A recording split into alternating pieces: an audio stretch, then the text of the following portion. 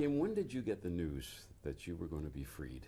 I kind of knew that I was going to be freed because I knew what the prosecutor had done, but I was still under the assumption that the judge would make that final decision, and I didn't know if I would be taken back to the county jail, if I would have to go into his office or to his courtroom, or if I could just be, released. Or I didn't even know if he would want to say, well, hey, hold on a minute, let me read everything, give me time.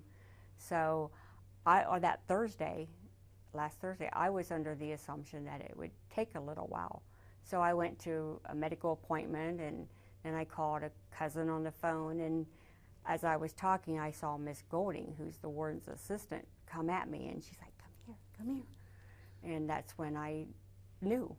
And I guess the family was waiting on me to call them because they can't call me to tell me. So that was the moment that I knew, when Miss Golding came to me and she said, you're going now. You're going now. So we had to go to different offices and get things done, but that night I was released. So what was the feeling? Fright? Happiness? What? Stunned. Stunned. Yeah, I wasn't afraid. I was still thinking that, no, this isn't happening. It wasn't happening until I went through the E building, the entrance building, and was heading out of the prison. And then I turned back and I looked at the prison from the other side of the fence. And then my family all came to me, and Joanna was there, and that was amazing. And then it got a little overwhelming, and I had to keep the tears back because I was trying to talk to people, and we were on our way to go eat because I hadn't eaten that day. I had appointments and things like that. So yeah, I was kind of stunned, but in the same time, I was still thinking, I'm not sure, because it had been so long. And we had so many setbacks and so many things that didn't go our way, to the point, and with the past prosecutor's office. So, yeah, I kept thinking something was going to happen. How many times did you go before the parole board? I went once. I went 4 years ago. And their verdict was that although I qualified for parole for everything, they have a scoring system, and I scored well under, their decision was that, in a nutshell, because I would not admit guilt, that I wasn't rehabilitated. Now, I had not been in trouble in prison, but that was still their finding. And admitting guilt was never a phrase that you were going to utter? No. And on my mother's deathbed, when I called her right before she died, I got to talk to her while she was in hospice and she was dying, and I told her that I wouldn't do it. And my son was there, and she kind of gave my son the thumbs up, and I wouldn't do it, no. She supported you and your decision not to admit any guilt? No, because she knew. She knew. She was at my house every single day, just about. She lived on one side of North Lamar, then I lived on the other side. So if I wasn't at her house, she was at mine. So you had made up your mind. You were willing to stay in there? Yeah. Yeah, I knew I would be facing another parole board. And although the parole board itself has changed over since that last, my last parole hearing, it's still a parole board, and you take your chances. And I didn't know if I had completed all the programming they wanted. I didn't know how things were going to go.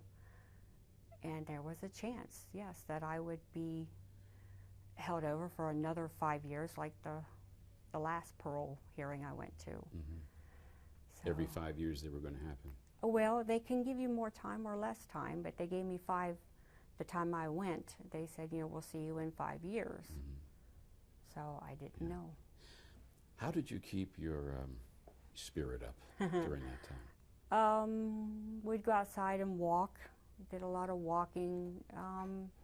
Sometimes I needed to stay by myself it's easier. And then there are times when you would get so lonely and you would turn to your friends in there. And I'm cordial to everybody. I try to be cordial to everybody, but you can't open yourself up to everybody.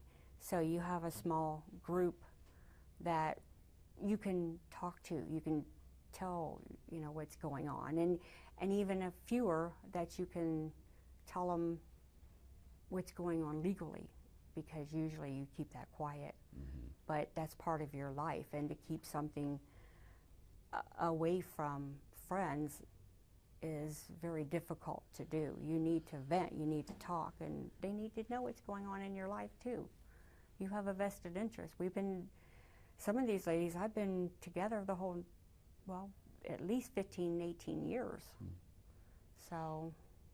You think there are other Kims in prison who are totally innocent? I know there are. You talk to people. We talk constantly in prison, and a lot of things we don't talk about so much family life or whatever. It's like you get stuck in a time period. Like I know I did. I got stuck in a time period where something wasn't right, and I had to correct it. I had to make it right. And you don't want the world to think that you did something that you didn't do, especially something this severe. Yeah. And there are other people that share that in prison, and you get to know them. So, and that's why we have places like the Wrongful Conviction Project. They wouldn't have sprung up. Places like this wouldn't have existed over these last 20 years if they hadn't started realizing that there's more and more innocent people in prison. Mm-hmm. When did you find out about them, and how did you two get hooked up? It started after my appeal, and actually during my appeal, Gary Tyak, who is the prosecutor, was my appeals attorney. And he came in and he said, well, none of the evidence was shown to the jury, they didn't show any of this evidence. And I said, I know, and that bothers me. He said, well, you need to sit down and document everything that happened, everything that you can possibly remember. And if any of this evidence you can use it. Prove what you're saying is true. So I did that, and I sent out whole packets of papers for a long time to different attorneys, investigators, and whatever I could afford to do at that time, and didn't really get much response at that time. And it took a little while, but then I knew I had talked to a nurse in the prison there, not a nurse, but an inmate nurse, and she said, you're missing a lot of the paperwork. You need to find out where all this paperwork is, because this isn't all of it. So I kited my original attorney. He didn't have it, and I didn't understand why he should have kept it, but he didn't. And I kited the prosecutor, and he told me I had to get it from my original attorney. So in frustration, I reached out to the public defender's office, and a man named Miguel Santiago sent me, he said he couldn't help me on that, but he sent me a packet of papers from the Wrongful Conviction Project. Had never heard of them before. Mm-hmm. And I filled it out, and it took a while. And Joe Bodenhammer, he was the director, he's since retired. He came into the prison and he said, I've read everything, I've checked on everything, everything you tell me is basically true. He said, I'm taking your case, we know you're innocent. And then eventually he assigned Joanna as my attorney, and then she took his place when he retired. And that's where things were. She made things happen. That's like 10 years ago? Yeah. At least that. For her, yeah. Meeting her, yeah. And longer even before that. Right. So, what do you want to do? I don't know. I'm still trying to get my bearings. I'm still trying to figure out things. I'm grateful that I'm staying with family and I don't have to be rushed in doing everything right now. But because I was released unexpectedly, I have to figure out how to get my Social Security card, my birth certificate, get insurance. I still have the cataract on my eye, which I've had for at least 3 years now. I should have had it taken off before COVID. And then recently I had a heart attack and I had to have 2 stents put in my heart. And I'm supposed to see a cardiologist for that. So I didn't get those things done before I left prison. So I've got to kind of hit the ground running in a way as far as medical. Yeah. And that's my main goal right now, is to get those taken care of. When was the heart attack? It was earlier this year. This year? Yeah. Where'd they take you for treatment? I went to the hospital in Marysville first so they can stabilize me, and then to OSU, where OSU did the, put the stents in. Okay.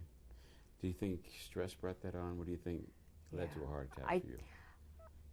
I don't like to say this, but I was under prolonged stress for a long time because I kept wanting to prove my innocence. When you have something hanging over you like this for a long period of time, it does bring on stress. I'm not one to say, well, I just forget about it. You know, it's not a big deal. I can just live with it. You know, I couldn't live with it. And it was tearing me up. And then prison is not a place for everybody. It is a very difficult, very stressful place. And sometimes just not having something to do 24 hours a day that you want to do. You don't have the decisions.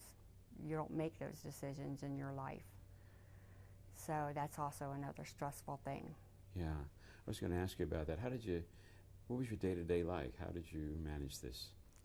Well, until I had the cataracts develop, I worked at OPI. I was a seamstress. We made the Ohio and the U.S. flags at OPI. And I was going to Ashland University at that time, too.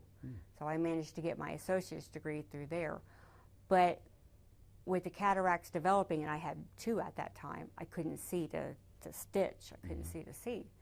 So I had to take time off from work, and they would hold my position until I was through school.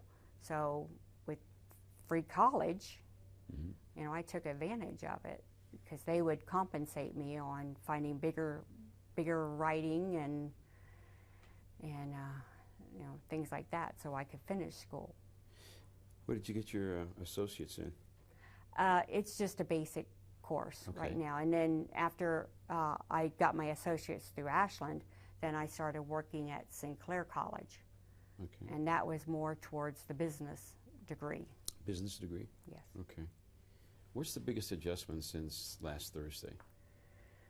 Trying to get more sleep. I couldn't sleep in prison. I would stay up all hours of the night, and then, you know, we're supposed to be up and dressed by 8 o'clock, and sometimes I wasn't, or I would get up and get dressed, but then I would like lay back down because I could not get a full 8 hours sleep. It's hard to shut your mind off, at least for me, and there's a lot of noise. You know, you hear that. So getting sleep was the hard thing for me. Where have you been since you've been out? With my sister. You haven't gone anyplace? We went shopping. Obviously, my niece did my hair. She has her own studio, so yeah. So we went to 4th Friday in Westerville. Okay. Walk her dogs, just in general, you know, just. And walking around free on the sidewalk, going wherever you wanted to go. And not have to be back for count times. Count times. Not have to worry, oh my God, it's 11 o'clock and I'm not on my bed. How often were count times? It started at 12 midnight, and then 4 a.m., and then 11, and then 4 p.m., and then 9 p.m., and then back to 12 midnight. So at count time, you had to be in your cell? You had to be in your cell on your bed. On your bed. Right. Were you in a dormitory, or were you in a single bed cell? I was in Wheeler Building, which is the newest building that opened up for housing. Yeah. and it's more modern, and it's 2-tiered. It's very light, very airy, very open. There's 8 people in a room. So, and it's pretty spacious, really. Okay. So I was blessed that I wasn't in a dorm then. I have been in dorms before, you know. Sometimes the last time I was in a dorm was right at the end of COVID, when they put me on insulin for a while, but it wasn't insulin I needed. I had the heart blockages. But they moved me out of Wheeler and put me in a dorm because they wanted all the diabetics together. And that was pretty stressful. And then I was able to get back to the same room and the same bed that I had left, and that's kind of rare. So. You having any plans? Have you been thinking about what am I going to do when I get out? Yeah, I think about it. I'm hoping my health holds out, or holds out enough to where in my business school, and especially in Ashland, I had to do business plans, and my business plan was to open a business around dogs, taking care of dogs, walking, boarding, grooming, that type of stuff, in a boutique type of situation. So I would like to do that, maybe in Westerville, maybe Delaware, someplace where there's a niche for it. Yeah, 18 years is a while. Have you been keeping up with what's been going on the outside? Yeah, I watch the news, and I keep up with a lot of the national news. The local news, it's kind of, well, a lot of the news tends to be the doom and gloom with the COVID. Yeah.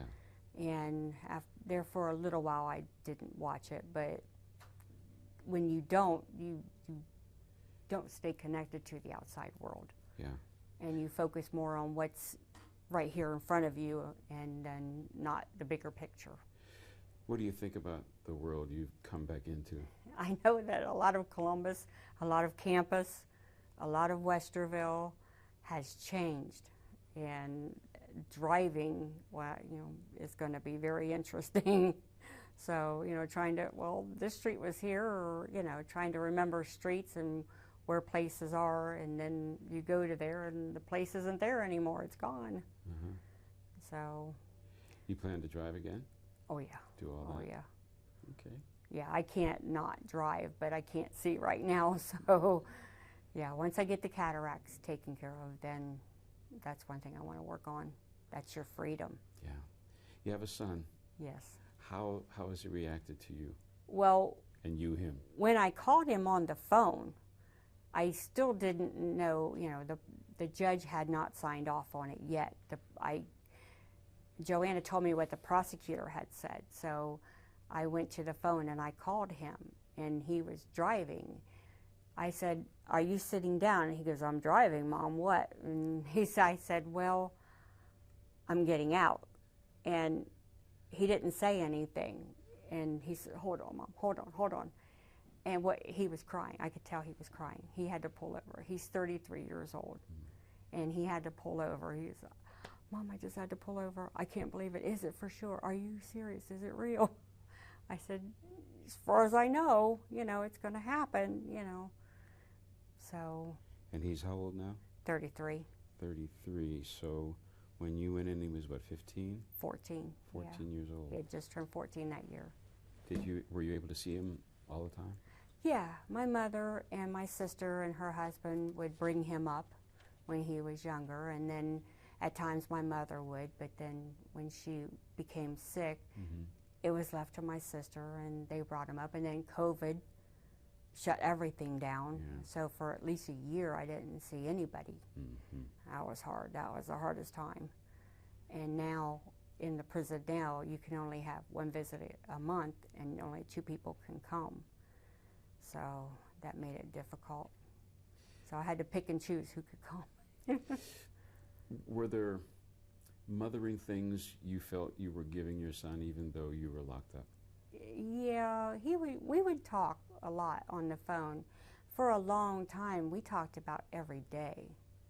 And sometimes I needed to vent to him, and sometimes I would just listen to him. And I went, okay. You know, he'd talk about work, talk about friends, talk about, he lives not far from my aunt, and he kind of takes care of her.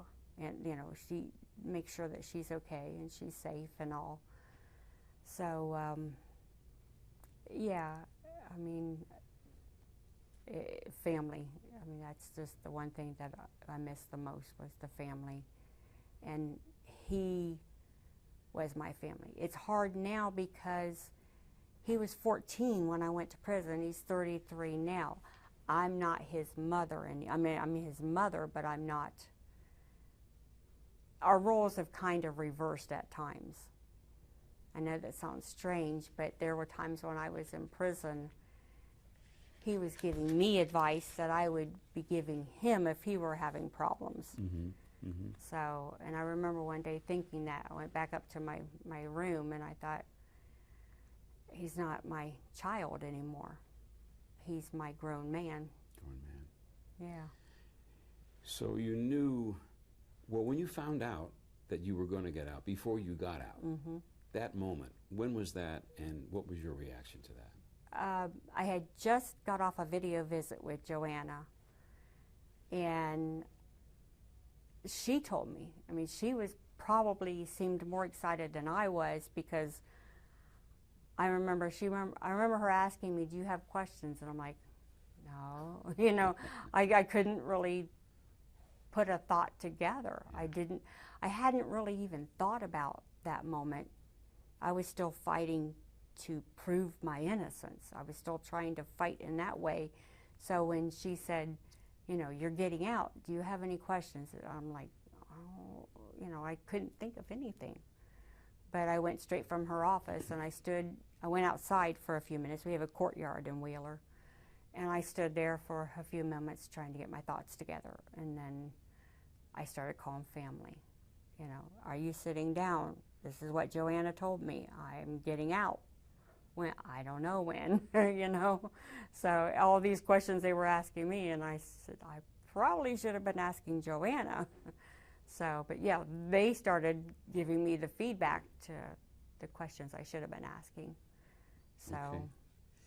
What do you make of the prison system? Do people get rehabilitated? Do they come out better?